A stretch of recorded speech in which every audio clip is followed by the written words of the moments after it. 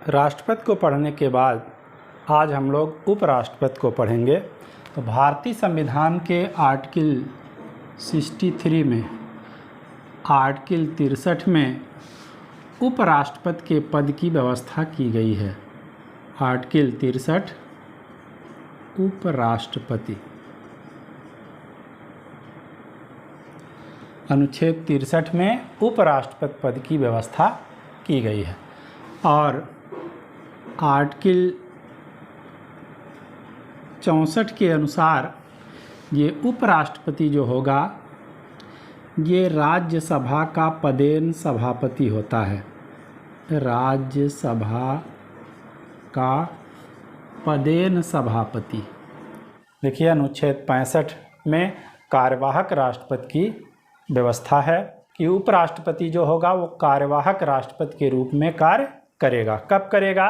कि राष्ट्रपति की मृत्यु हो जाए, वह अपना कार्य करने में असमर्थ हो बीमारी आदि के कारण, या महाभियोग के द्वारा हटा दिया जाए, या त्यागपत्र दे दे।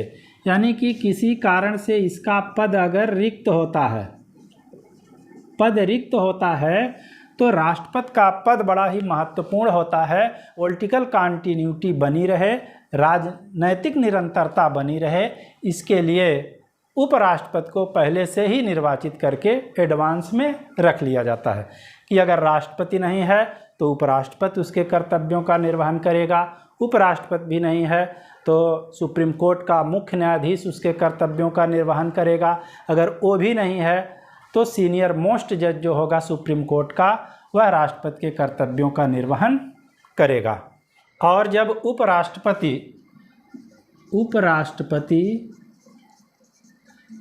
कार्यवाहक राष्ट्रपति के रूप में कार्य करेगा, ऐसे समय में वह राज्यसभा की अध्यक्षता नहीं करेगा। राज्यसभा की अध्यक्षता नहीं करेगा।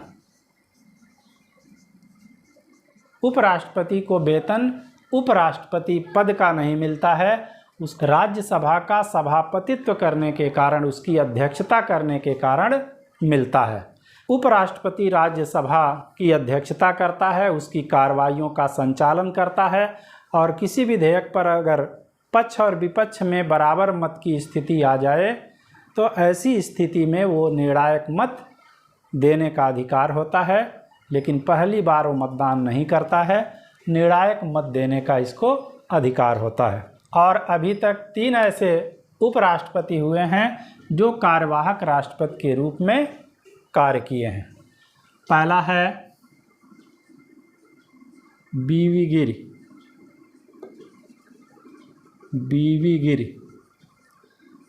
जाकिर हुसैन की मृत्यु पर उपराष्ट्रपति थे बीवी गिरि, इन्होंने राष्ट्रपति के कर्तव्यों का निर्वहन किया है। और दूसरे हैं कि इन्होंने त्यागपत्र दे दिया था, तो सुप्रीम कोर्ट के मुख्य न्यायाधीश से उस समय एम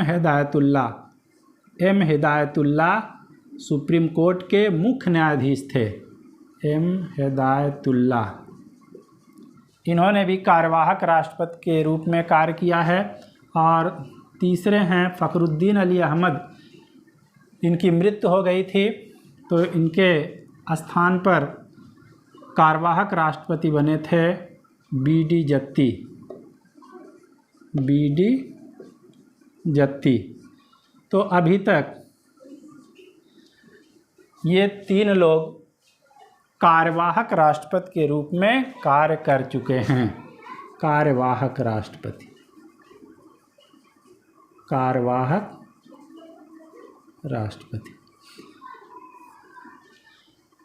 भारत में राष्ट्रपति का जो कार्यकाल होता है ये 5 वर्ष होता है।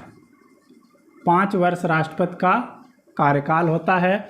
मान लीजिए 3 वर्ष बाद इनकी मृत्यु हो जाए, 3 वर्ष में इनकी क्या हो गई? मृत्यु हो गई। शेष कार्यकाल कितना बचा? शेष बचा 2 वर्ष। तो कार्यवाहक राष्ट्रपति जो होगा शेष 2 वर्ष के समय को पूरा नहीं करता है। यह अधिकतम 6 माह की अवधि के लिए रहता है। इसके बाद चुनाव हो जाते हैं, अगला राष्ट्रपति चुन करके आ जाता है। लेकिन संयुक्त राज्य अमेरिका में जो कार्यवाहक राष्ट्रपति बनता है, उपराष्ट्रपति, वो शेष अवधि को पूरी करता है। इसलिए संयुक्त राज्य अमेरिका का उपराष्ट्रपति भारत के उपराष्ट्रपति से ज़्यादा शक्ति रखता है। तो यूएसए में क्या है, ये देखिए ही अंतर होता है कि भारत में शेष कार्यकाल को कार्यवाहक राष्ट्रपति नहीं पूरा करता है, अधिकतम 6 महीने तक ये रह सकता है। इस बीच में चुनाव हो जाएगा और नया राष्ट्रपति आएगा। लेकिन यूएसए में ऐसा नहीं है, जो शेष कार्यकाल बचेगा राष्ट्रपति का उसको उपराष्ट्रपति पूरा करता है। यहाँ एक चीज़ और देखिए, चाहे उपराष्ट्रपति हो चाहे सुप्रीम कोर्ट का मुख्य न्यायाधीश हो, ठीक है, ये मुख्य न्यायाधीश थे एम हिदायतुल्लाह, सुप्रीम कोर्ट के मुख्य न्यायाधीश थे। अगर ये कार्यवाहक राष्ट्रपति के रूप में कार्य करेंगे तो राष्ट्रपति का इनको वेतन, भत्ते, परिलब्धियां और विशेषाधिकार सारे प्राप्त होंगे। चाहे उपराष्ट्रपति कार्यवाहक राष्ट्रपति बने, चाहे सुप्रीम कोर्ट का मुख्य न्यायाधीश बने, तो उसको राष्ट्रपति का वेतन, भत्ते, परिलब्धियां, विशेषाधिकार आदि ये सभी मिलते हैं। उपराष्ट्रपति की निर्वाचन प्रक्रिया, निर्वाचन प्रक्रिया जो होती है उपराष्ट्रपति की सेम राष्ट्रपति की तरह होती है, इसमें कोई अंतर नहीं है। इसलिए जो हमारे राष्ट्रपति वाले वीडियो को न देखे हों वो लोग पहले इसको देख लेंगे, तब ये बेहतर ढंग से समझ में आएगा। तो निर्वाचन की प्रक्रिया देखेंगे, अनुपातिक प्रतिनिधित्व, प्रोपोर्शनल रिप्रेजेंटेशन कहा जाता है इसको, अनुपातिक प्रतिनिधित्व,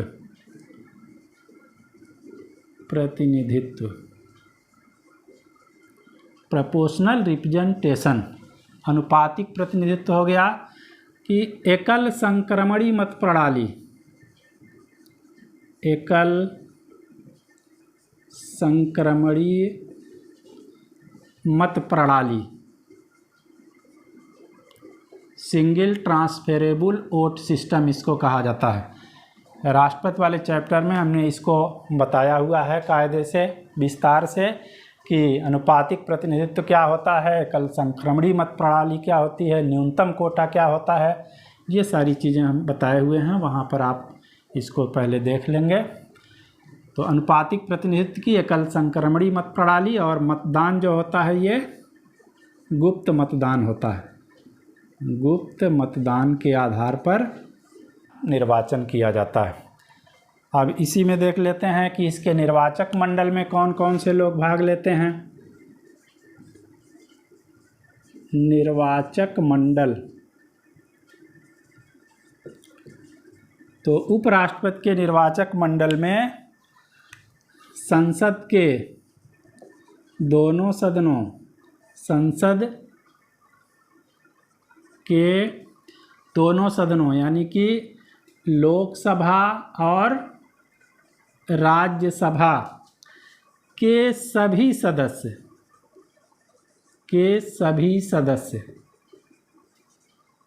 उपराष्ट्रपति के निर्वाचक मंडल में भाग लेते हैं। सभी में देखिएगा क्या होते हैं, चाहे वो निर्वाचित हों या फिर मनोनीत हों। हमने बताया था कि राज्यसभा में राष्ट्रपति 12 सदस्यों को, जो साहित्य, कला, विज्ञान, समाज सेवा क्षेत्र में विशेष महारत रखते हैं, उनको मनोनीत कर सकता है, तो वो मनोनीत सदस्य होते हैं।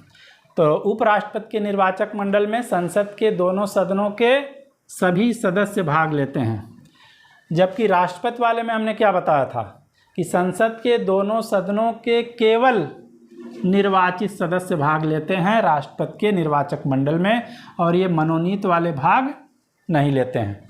और यहाँ पर देखिएगा राष्ट्रपति में, राष्ट्रपति वाले में हमने बताया था, देखिए कंपेयर करके पढ़ते चलिए तभी आपका ये क्लियर हो पाएगा। राष्ट्रपति के निर्वाचक मंडल में राज्यों कि विधानसभाओं के निर्वाचित सदस्य, विधानसभाओं के, इसमें भी निर्वाचित सदस्य भाग लेते हैं। राज्यों की जितने भी राज्य हैं सबकी विधानसभाओं के निर्वाचित सदस्य भाग लेते हैं। और जिन संघ राज्य क्षेत्रों में विधानसभाएं हैं, संघ राज्य, जैसे दिल्ली हो गया और पांडिचेरी हो गया, दिल्ली और पांडिचेरी संघ राज्य क्षेत्रों के विधानसभाओं के निर्वाचित सदस्य ये भाग लेते हैं। ये हो गया राष्ट्रपति के निर्वाचक मंडल में। लेकिन उपराष्ट्रपति का हम लोग पढ़ रहे हैं, तो उपराष्ट्रपति के निर्वाचक मंडल में हम देख रहे हैं कि संसद के दोनों सदनों के सभी सदस्य भाग लेते हैं, चाहे वो निर्वाचित हों या मनोनीत हों। जबकि राष्ट्रपति के निर्वाचक मंडल में संसद के दोनों सदनों के केवल निर्वाचित सदस्य, उसके बाद राज्यों के विधानसभाओं के निर्वाचित सदस्य और संघ राज्य क्षेत्र जैसे दिल्ली और पांडिचेरी यहाँ की विधानसभाओं के निर्वाचित सदस्य ही भाग लेते हैं। तो ये हो गया निर्वाचक मंडल। योग्यता, योग्यता चाहे राष्ट्रपति की हो चाहे उपराष्ट्रपति की हो, योग्यता में केवल एक ही अंतर है राष्ट्रपति और उपराष्ट्रपति में। यहाँ पर देखिए, पहली योग्यता इंडियन सिटीजन, भारत का नागरिक हो, वह भारत का नागरिक हो। दूसरा, उसकी आयु राष्ट्रपति और उपराष्ट्रपति दोनों में होता है 35 वर्ष, 35 ईयर, 35 वर्ष से कम न हो।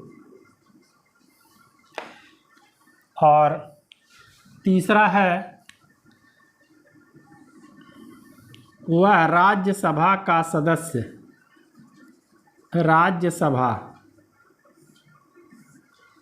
राज्यसभा का सदस्य निर्वाचित किए जाने की योग्यता रखता हो। राज्यसभा का सदस्य निर्वाचित किए जाने की योग्यता,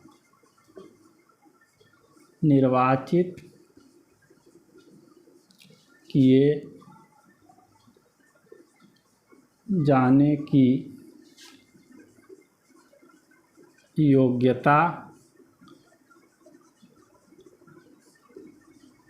रखता हो। और चौथा है कि वह किसी लाभ के पद पर न हो, should not hold any office of profit. वह किसी लाभ के पद पर न हो, लाभ के पद पर न हो, should not hold any office of profit. तो ये योग्यता होती है उपराष्ट्रपति की। यहाँ पर एक चीज़ आप समझ लीजिए कि उपराष्ट्रपति और राष्ट्रपति की योग्यता में केवल एक ही अंतर होता है, बाकी कोई अंतर नहीं है। कि उपराष्ट्रपति में है कि वह राज्यसभा का सदस्य निर्वाचित किए जाने की योग्यता रखता हो। लेकिन राष्ट्रपति में क्या होगा? राष्ट्रपति में यही एक चीज़ बदल जाएगा कि वह लोकसभा का सदस्य निर्वाचित किए जाने की योग्यता रखता हो। वह लोकसभा का सदस्य निर्वाचित किए जाने की योग्यता रखता हो। ये राष्ट्रपति के लिए योग्यता है। तो राष्ट्रपति वाले में क्या है? लोकसभा का सदस्य निर्वाचित किए जाने की योग्यता। बाकी ये तीनों सेम रहेगा। भारत का नागरिक, आयु 35 वर्ष से कम न हो, लाभ के पद पर न हो, ये भी तीनों राष्ट्रपति में रहेगा। बदल क्या रहा है? ये लोकसभा और ये राज्यसभा। उपराष्ट्रपति में राज्यसभा का सदस्य निर्वाचित किए जाने की योग्यता रखता हो। राष्ट्रपति के लिए है कि वह लोकसभा का सदस्य निर्वाचित किए जाने की योग्यता रखता हो। कार्यकाल इनका होता है 5 वर्ष का। राष्ट्रपति और उपराष्ट्रपति का कार्यकाल जो है ये 5 वर्ष का होता है। और यहाँ पर एक चीज़ नोट करके आप लिख लेंगे कि संविधान में कार्यवाहक उपराष्ट्रपति का कोई प्रावधान नहीं है। कार्यवाहक, जैसे अभी हमने पढ़ा है कि कार्यवाहक राष्ट्रपति, तो कार्यवाहक राष्ट्रपति की व्यवस्था है संविधान में, लेकिन कार्यवाहक उपराष्ट्रपति का कोई प्रावधान नहीं है। ये इम्पॉर्टेंट चीज़ है यहाँ पर। कार्यवाहक उपराष्ट्रपति का कोई प्रावधान नहीं, कोई प्रावधान नहीं है। तो संविधान में आप नोट कर लेंगे इसको कि कार्यवाहक उपराष्ट्रपति का कोई प्रावधान नहीं है। और अभी हमने आपको बताया था कार्यवाहक राष्ट्रपति का, तो कार्यवाहक राष्ट्रपति का प्रावधान है और 3 लोग कार्यवाहक राष्ट्रपति के रूप में भी कार्य कर चुके हैं। शपथ। उपराष्ट्रपति को शपथ कौन दिलाता है? तो उपराष्ट्रपति को शपथ राष्ट्रपति दिलाता है, या राष्ट्रपति स्वयं दिलाए या किसी व्यक्ति को नामित कर दे। राष्ट्रपति या उसके द्वारा नामित कोई व्यक्ति, उसके द्वारा नामित कोई व्यक्ति,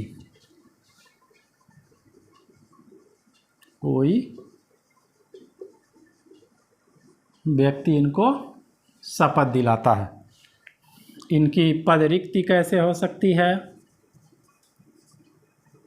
पद कैसे खाली हो सकता है? पद रिक्ति, तो यहाँ पर देखिए मृत्यु हो जाए,